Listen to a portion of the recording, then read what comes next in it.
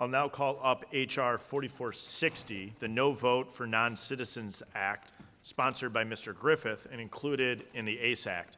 This bill would ensure that only eligible American citizens can vote in federal elections.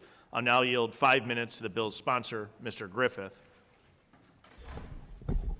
Thank you, Mr. Chairman. I appreciate it. It's a pretty simple bill. I know some people may not like it, but what it says is that if you're going to, and certainly the states and local governments are able to do that, but if you're going to allow non-citizens to vote in your local and state elections, that you have to keep separate rolls and you have to have separate ballots if you have two elections going on at the same time. So if you're voting for a state or local issue at the same time as there's a federal election, then you have to have ballots separate for the non-citizen voters as opposed to the citizen voters. That's fairly simple. I know there's some controversy over the funding requirements, but those make sense to me. So what we're saying is if you do that, then you only receive 70% of the money you would have otherwise received. And a big part of that is that the federal government gives that money so that we can make sure that when we have a combined ballot, the federal government's helping the states and the local governments and all make sure that they do that process and they get it correctly. If you're going to have separate ballots and you're not going to have those ballots be the same, then the federal government's responsibility is less. Frankly, I think you can make an intellectual argument for less than the 70%, but we felt like that would be unfair to go below the 70% level, so we left it at 70%. And that covers most of it. I mean, if we want to get into a big discussion, there are a couple other little provisions in there relating to maintaining communications between the federal government and the state government. If the federal government has a jury pool and they say that people shouldn't be in the jury because they're not citizens, then if they make that determination as a federal court, then that should be communicated to the local and state governments that those folks are not, therefore, American citizens not eligible to vote in the federal election process. I yield back. The gentleman yields back, and I appreciate your work in this area, Mr. Griffith. It's an important topic, and I know it's passionate to you. Does the ranking member, Mr. Morelli, speak on the statement on the bill?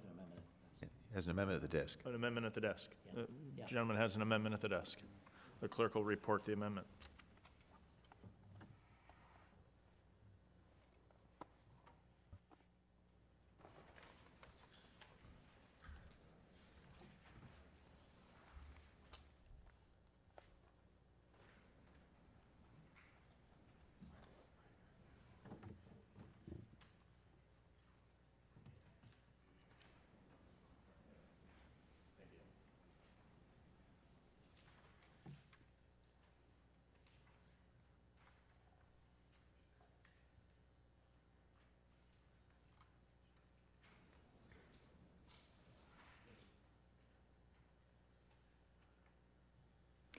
An amendment to H.R. 4460. Without objection, further reading of the amendment will be dispensed with.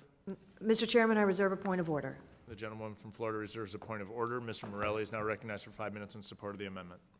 Thank you, Mr. Chair. I admit looking at this bill, I'm confused about the guiding philosophy of the modern Republican Party. As was stated earlier, I think a misreading of the United States Constitution, which clearly gives Congress the power to do it. But my majority colleagues often say that the states have primacy. So do they support the power of states to create their own laws to govern themselves? Are they for local control? Do they want to use the federal power to override and overrule local governments? Because that's exactly what we have here. They enjoy waxing poetic about the sacrosanct nature of their view, states' rights and local control. This bill directly contradicts those principles. It strong-arms local jurisdictions and mandates extreme partisan restrictions. I'm all for real election security. This bill does not increase the security of our elections. I want to be very clear about this bill up front. Everybody in the room knows it's a messaging bill, has no chance of passage. Frankly, it's gimmicky. With next year's elections fast approaching, we should be focusing on how we support election administrators coast to coast who continue to face increased pressures to do their jobs and do it effectively. Instead, we're considering a recycle provision of the ACE Act that slashes already scarce funding for election administrators and mandates heavy-handed voter purges using flawed systems that disproportionately target naturalized citizens. So let's be clear also, Democrats ardently believe that government can, indeed should, be used to expand prosperity an opportunity to ensure safety and health, and most importantly, safeguard rights and freedoms. This bill is an attempt to restrict freedom rather than to expand it. Where Democrats, through our Freedom to Vote Act, aim to aid the exercise of democracy and self-government, this bill does the opposite. Nothing but decrease local control without increasing election security. It would slash funds that are critically needed to keep our elections safe, investments necessary to the success of free and fair elections, which we all continue to talk about. I suspect my majority colleagues may think the bill is a clever way to punish blue states for their sovereign and entirely constitutional decisions. This is their right to make these choices. And I do warn my colleagues, this bill would not just punish Democrats. HAVA funds benefit everyone. Our election infrastructure safeguards the rights of every American. California, for example, would lose 30% of its HAVA funds under this bill.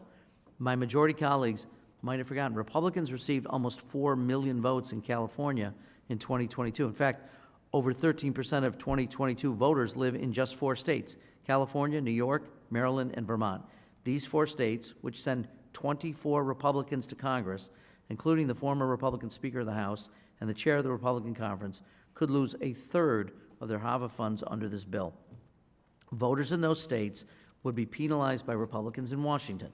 Voters would see their election infrastructure dramatically weakened and would vote in elections that are underfunded and therefore necessarily less secure and more vulnerable to malicious acts. That is not what I think any of us want. At a time when election administrators have repeatedly told this committee of their dire need for increased funding, slashing these funds would be a grave mistake.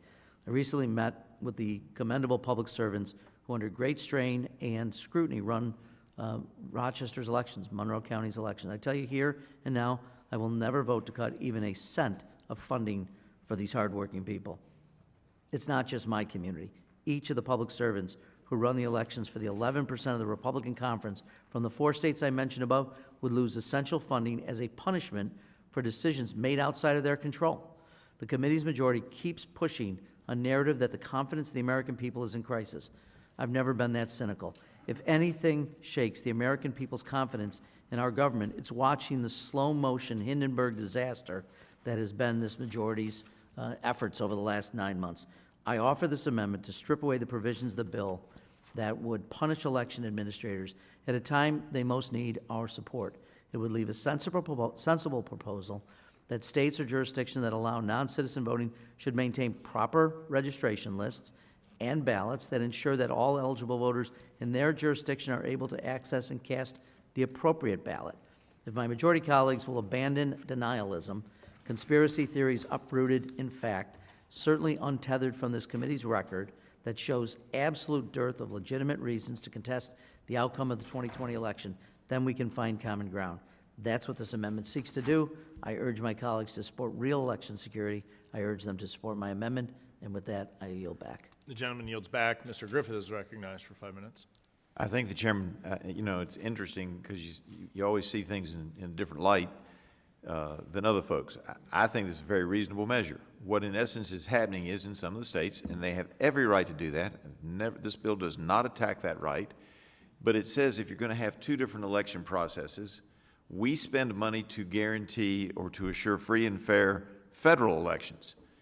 If the rules are then changing at state and local elections because other people are allowed to vote, that's a different ballot process. And what this bill says is we're going to have separate ballots. We're going to have those folks, you know, 2 separate rolls, 2 separate ballots. And we're trying to make sure that there are free and fair federal elections. In theory, one could argue that since it's a separate roll and a separate ballot and everything is separate, that it should be cut to 50%. So to say that we're slashing it when in fact we're probably giving 20% more money than we ought to, because when you divide the process, I see confusion on Mr. Morelli's face. If you're taking the process that's 100% now and you're cutting it in 2, would seem that you only pay for 50% of it. If you go to the grocery store and you only get a half a pound of ground round, you probably don't pay for a whole pound of ground round. That's all we're saying. We're only involved in half of these election processes now. We're willing to pay a little bit more because we understand that it may be detrimental in some ways. It's not meant as punishment. It's meant as a common sense approach to spending federal dollars that we don't have enough of, that we have a huge deficit over. And so we're just trimming it back a little bit and saying, We're going to pay the part that the federal government's invested in. If you've chosen to go in a completely different direction, have separate roles, and I think that's important that we do, but if you have separate roles and you have a separate balloting process, then you have every right to do that. But if you make that choice, that's something you have to pay for. And even then, we're still paying 70%. I yield back.